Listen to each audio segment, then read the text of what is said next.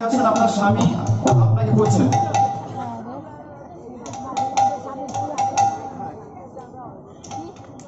জয়ন্তাই আমার নাম মনিপেন বলি।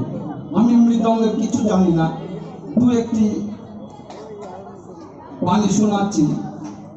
14 মাত্রা